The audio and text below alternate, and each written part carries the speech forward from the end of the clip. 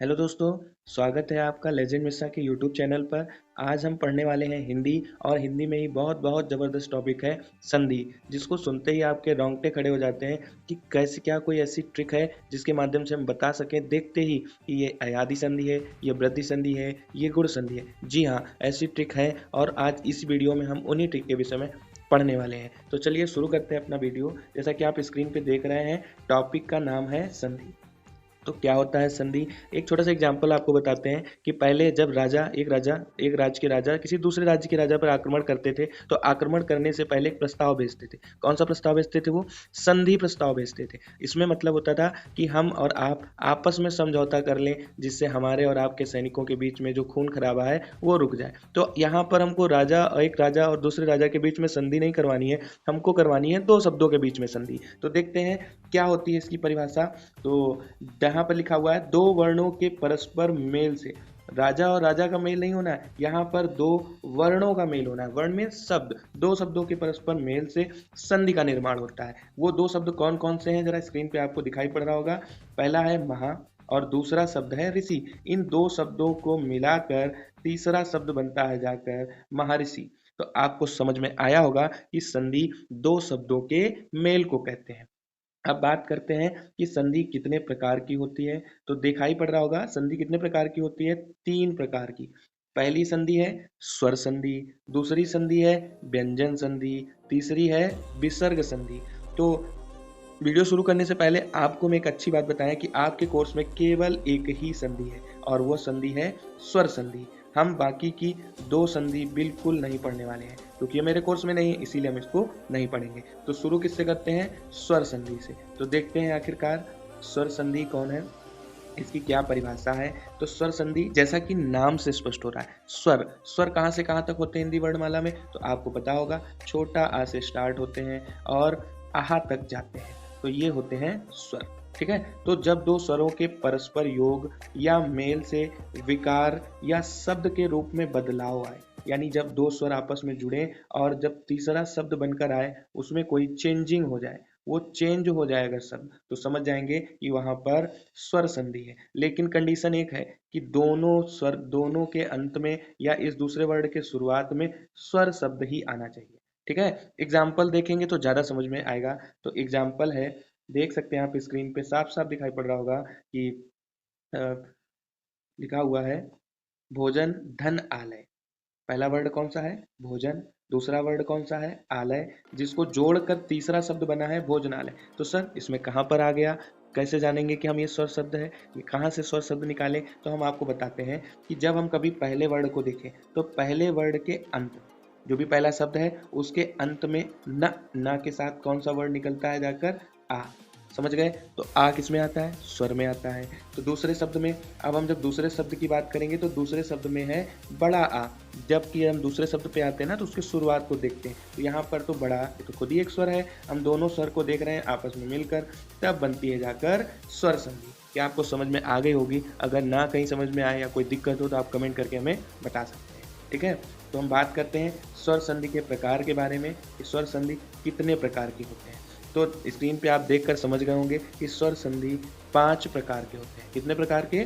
5 प्रकार के। पहला कौन सा है?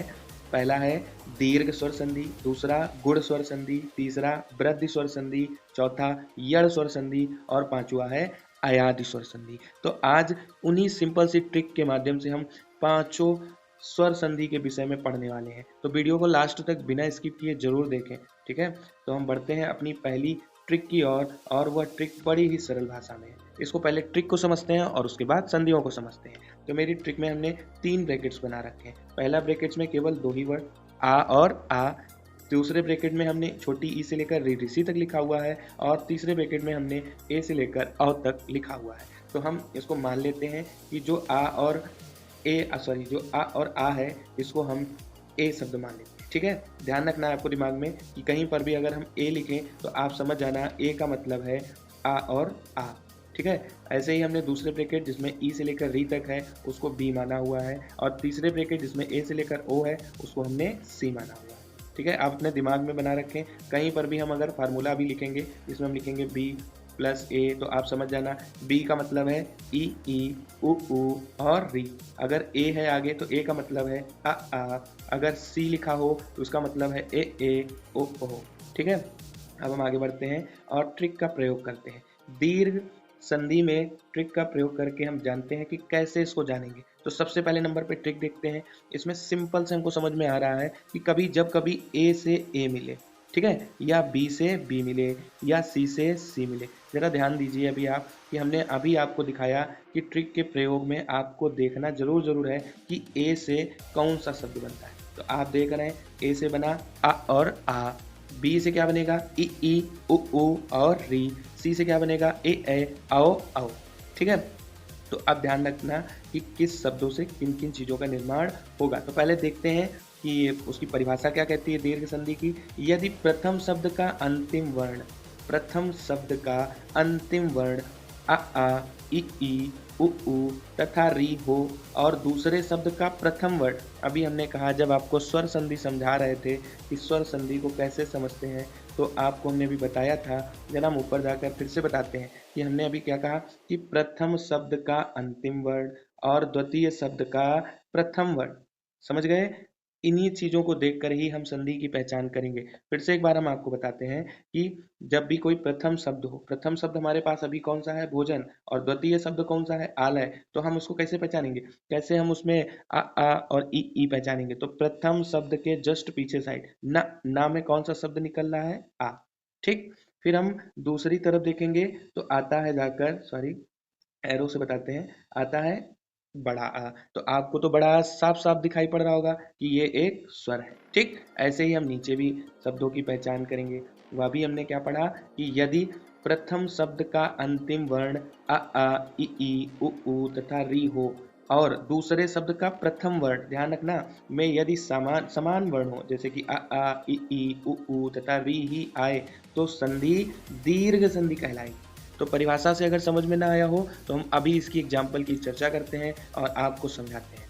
ठीक है, तो ध्यान से देखेंगे हम तीनों एग्जाम्पल को जो भी स्क्रीन पे दिखाई पड़ रहे हैं। सबसे पहला एग्जाम्पल है मेरा अन्न, और उसके बाद दूसरा शब्द है अभाव।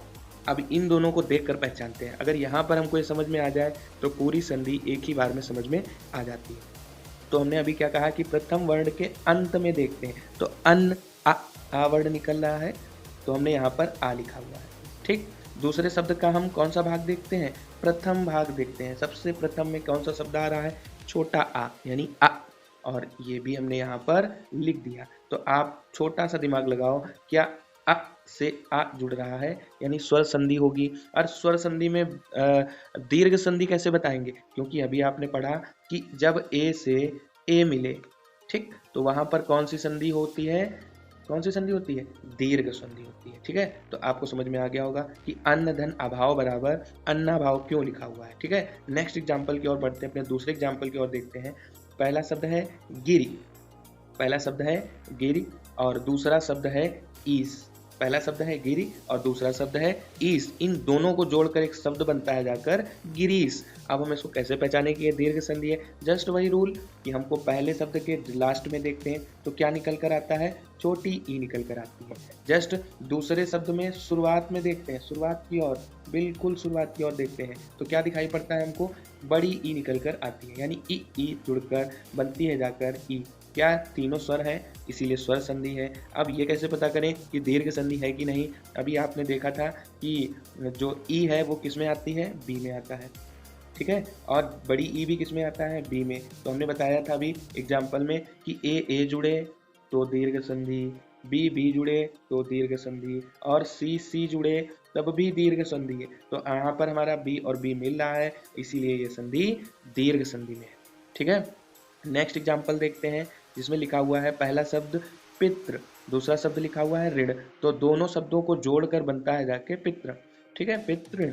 तो पितृण में देखते हैं जाकर कैसे पहचानेंगे, तो पहले शब्द के अंत में कौन सा शब्द निकल के आ रहा है, री ऋषि। दूसरे शब्द के अंत में क्या निकल के आ रहा है, दूसरा शब्द जो है उसमें री ऋषि तो स्वयं है। तो यहाँ पर दोनों स्वर है, री भी और री भी, इसीलिए ये संधि स्वर है, और स्वर में भी ये संधि कौन सी है, दीर्घ संधि है। आपको समझ में आ गया होगा कि दीर्घ संधि का फार्मूला, और वो भी अभी बड़े सिंपल से, जब ए से ए मिले। अब ए में कौन कौन आते हैं, अ और आ, ठीक है। या बी से बी मिले, अब बी में कौन कौन से आते हैं, ई उ और री। या सी से सी मिले, अब सी में कौन आते हैं, ए ओ आओ, ठीक है। तो अगर हम ये तीनों आपस में मिलते दिखाई पड़ जाएं तो समझ जाना दी गई संधि दीर्घ संधि है। अब तो आप देखकर ही बता सकते हैं। नेक्स्ट बढ़ते हैं अगली संधि की ओर, और दूसरी संधि है हमारी गुण संधि। अब ये गुण संधि कौन सी चीज है, तो देखते हैं। गुण संधि है, इसका एक सिंपल सा फार्मूला है, ए प्लस बी। कौन सा फार्मूला है, ए प्लस बी। अभी आप देख रहे हैं ए प्लस बी, ठीक है। तो ए प्लस बी से क्या निकालते हैं, अच्छा ए का मतलब क्या होता है, अभी आप देखें कि ए का मतलब होता है अ और आ। जब कभी ए से बी मिलता हुआ प्रतीत हो तो वहां पर संधि हो जाती है गुण संधि। जैसे कि देखेंगे जब आ से इतने सब कुछ मिलते दिखाई पड़ जाए तो आप तुरंत समझ जाना कि दी गई संधि गुण संधि, ठीक है। तो देखते हैं नियम कि आखिरकार नियम क्या कहता है। लिखा हुआ है, यदि यदि अ या आ के बाद इ या ई आए तो मेल के पश्चात ए हो जाएगा, ठीक है। ढंग से समझना है आपको। यदि अ और आ के बाद ई या ई आए तो उस जगह पर आपका मेल जो मेल होता है उसके पश्चात ए हो जाता है। परंतु इसी प्रकार अ और आ के बाद उ या उ आए तो सही, हाँ सही है, का ओ तथा आ या आ के बाद री आए तो अर हो जाता है। कैसे पहचानेंगे, जरा नीचे और ध्यान से देखते हैं तो समझ में हमको आ जाएगा कि अ और आ जोड़ने से क्या बनता है, ए बनता है, ठीक है। और ई और 1 मिनट, हाँ, आ और ई को जोड़कर ए बनता है, ठीक है। आ और री ऋषि को जोड़कर अर बनता है। आ और उ जोड़ के ओ बनता है, ठीक है। या आ और उ जोड़ के ओ बनता है। तो कैसे इसको जानेंगे, ये चीज़ अगर ज़्यादा समझ में नहीं आती तो हम एग्जाम्पल पे ज़रा गौर करो। लिखा हुआ है सबसे पहला एग्जाम्पल, पहला शब्द है देव, दूसरा शब्द है ईश, और इन दोनों को जोड़कर बनता है जाकर देवेश। तो हमने कैसे कहा था कि कैसे इसको पहचानेंगे, तो पहले शब्द के अंत में, तो पहले शब्द के अंत में क्या निकल रहा है, देखेंगे आ निकल रहा है, ठीक है। फिर दूसरे शब्द के अंत में निकालेंगे तो दूसरे के शब्द के अंत में कौन सी चीज़ निकल रही है, अब यहाँ पे देखेंगे ये वाला नहीं, आ के साथ बड़ी ई निकल रही है। तो हमने क्या कहा कि जब आ के साथ ई मिले तो क्या बन जाता है, ए बन जाता है। तो कैसे देखेंगे, यहाँ पर आसानी से दिखाई पड़ रहा होगा कि देवेश वा पर किसकी मात्रा लगी हुई है, ए की मात्रा लगी हुई है, ठीक है। अभी जस्ट इधर भी देखें तो आ और ई जोड़कर क्या बनता है, ए बनता है। यही हमने ऊपर नियम में आपको बताया हुआ है, ठीक है। अभी एक और एग्जाम्पल है जस्ट आगे वाला, जिसमें लिखा हुआ है महाधन उत्सव, दो वर्ड है महाधन उत्सव, और इसको जोड़कर बनाया गया है महोत्सव। तो महा में सबसे पीछे साइड अगर देखें तो कौन सा वर्ड निकल कर आता है, बड़ा आ। अगर दूसरी तरफ हम उत्सव की ओर ध्यान दें तो दूसरा शब्द निकल के आता है उ। तो अभी नियम आपने पढ़ा कि आ और उ को जोड़कर ओ शब्द के निर्माण होता है, इसीलिए हा पर ओ की मात्रा लगाकर इसे महोत्सव बना दिया गया है। तो अब ध्यान आपको आ गया होगा कि दी गई संधि कौन सी है, कौन सी संधि है, गुण संधि। और गुण संधि की पहचान बड़ी ही सिंपल है कि जब कभी ए से बी जुड़ता मिल जाए, कौन, जब कभी ए से बी जुड़ता मिल जाए तो समझ जाना दी गई संधि गुण संधि है, ठीक है। तो बढ़ते हैं अपनी तीसरी संधि की ओर, सॉरी, और तीसरी संधि है वृद्धि संधि। तो वृद्धि संधि कौन सी चीज़ है, इसका कौन सा फार्मूला लगा हुआ है यहाँ पर, तो हम देख रहे हैं कि जब कभी ए से सी मिले, यानी जब कभी ए के शब्दों का मेल सी के शब्दों से कराया जाए तो दी गई संधि वृद्धि हो जाएगी। ए में कौन आता है, अभी आपने देखा था थोड़ी देर पहले, आ और आ, ये वृद्धि संधि में ए के लिए यूज किया गया है, और सी से जोड़ने के लिए ए औ का प्रयोग किया जाएगा, ठीक है। तो हम देखते हैं इसमें नियम कौन कौन से हैं और कैसे इसको हम जानेंगे, ठीक है। तो पढ़ते हैं, यदि पहले शब्द के अंतिम वर्ण में, यदि पहले शब्द के अंतिम वर्ण में आ या आ के बाद दूसरे शब्द के प्रथम वर्ण में यदि ए ओ और औ आए तो इसके मेल से उत्पन्न विकार को ही हम क्या कहेंगे, वृद्धि स्वर संधि कहते हैं। अर्थात इनसे क्या हो जाती है, वृद्धि हो जाती है, ठीक है। तो अगर हम नियम देखते हैं तो नियम पढ़ने से पहले एक चीज इसमें ध्यान देंगे एग्जाम्पल पे, जिससे ज्यादा समझ में आपको आएगा, ठीक है। जैसा कि पहला एक वर्ड लिखा हुआ है नव, दूसरा शब्द है ऐश्वर्य, और इन सबको जोड़कर बना जाकर नवेश्वर्य। तो कैसे जानेंगे ये नवेश्वर्य कैसे हुआ है, तो अभी आप देखते हैं पहले वर्ड के आखिरी में तो वाह शब्द लिखा है, वाह से क्या निकल कर आता है, आ शब्द निकल कर आ रहा है। दिखाई पड़ा आपको? इससे क्या निकल कर आता है? ए शब्द, आ शब्द। और दूसरी तरफ अगर हम देखें तो दूसरे शब्द में जो ए है, ये यहाँ पर ऊपर रूल में दिया हुआ है ये, तो इससे कौन सा शब्द निकल कर आता है? ए। यहाँ पर देख लेते हैं हम, आ और ए को जोड़कर क्या बना है?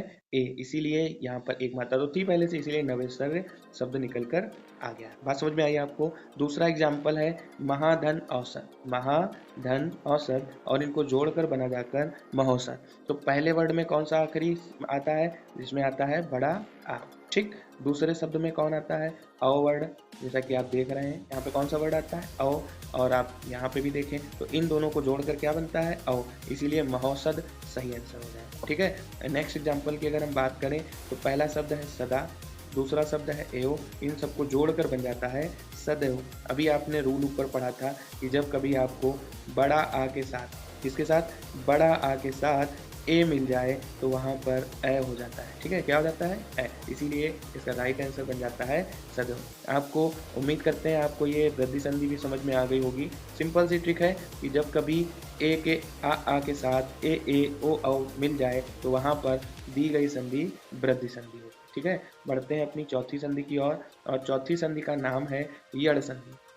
तो यड़ संधि का कौन सा ट्रिक है इस फार्मूले के द्वारा हम जान सकते हैं? तो उसका सिंपल सा ट्रिक है कि जहां कहीं पर बी के साथ ए या सी, ठीक है, यहाँ पे दोनों नहीं जोड़ेंगे, बी के साथ ए या सी जुड़ता हुआ दिखाई पड़ जाए तो आप समझ जाना वह संधि यड़ संधि होगी। ठीक है, तो देखते हैं कि बी में कौन कौन से शब्द आएंगे। तो बी में ई से लेकर री तक आएंगे, ए में आ से लेकर आ तक, और ए से लेकर औ तक सी में आते हैं। ठीक है, अब इसके नियम के विषय में जानने की कोशिश करते हैं कि किसे कहेंगे यड़ संधि। यदि प्रथम शब्द के अंत में ई उ और री हो, ठीक है, किसके अंत में? यदि प्रथम शब्द के अंत में ई उ और री हो तथा दूसरे शब्द के प्रथम वर्ण में, अभी हमने बताया कि एक शब्द के अंत में, पहले शब्द के अंत में देखा जाता है और दूसरे शब्द के शुरुआत में देखा जाता है। ठीक है, तो ये प्रथम वर्ण में कोई भिन्न स्वर आए तो इनके मेल से उत्पन्न विकार को यड़ स्वर संधि कहते हैं।